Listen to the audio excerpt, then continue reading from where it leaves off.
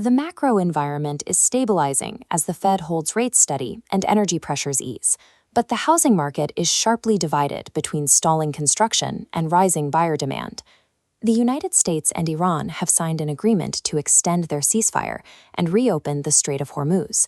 This lowers geopolitical tension and eases concerns about global energy supplies, aiding the broader fight against inflation. Back stateside, the Federal Reserve unanimously voted to keep its benchmark federal funds rate unchanged at 3.50% to 3.75%. This marks the fourth consecutive meeting without a rate change. This pause, combined with lower energy costs, gives Kevin Warsh breathing room in his first meeting as Fed chair to establish his leadership style and launch 5 new task forces aimed at long-term price stability. In the housing sector, the market desperately needs inventory, but home builders are slamming on the brakes due to persistent affordability challenges, elevated mortgage rates, and high construction costs. This chart shows May's sharp contraction.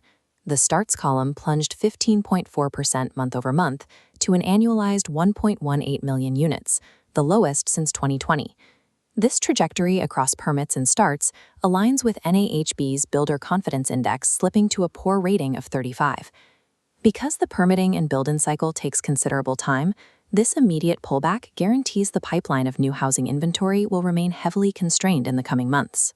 Despite those elevated mortgage rates, buyers are showing resilience and actively entering the market in a late spring rush.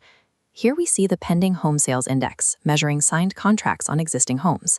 Notice the upward staircase trend from February to May. Sales increased 3.8% month-over-month and are now 4.8% higher than a year ago. With buyer demand accelerating while new building stalls, competition for the limited pool of existing homes will stay fierce. That imbalance will maintain high support for home prices. Zooming out to the broader economy, consumer spending is unexpectedly strong. Retail sales jumped 0.9% in May. Broad spending drove the increase, which remains significant even after excluding gasoline purchases. But that spending strength contrasts with underlying friction in the labor market. While new unemployment claims appear low, continuing jobless claims remain elevated at 1.81 million. Overall consumer spending is successfully carrying the economy forward, but those displaced job seekers are taking significantly longer to find new employment. Looking to the week ahead, expect heavy market action on Thursday, driven by the final first quarter GDP reading and the latest weekly jobless claims.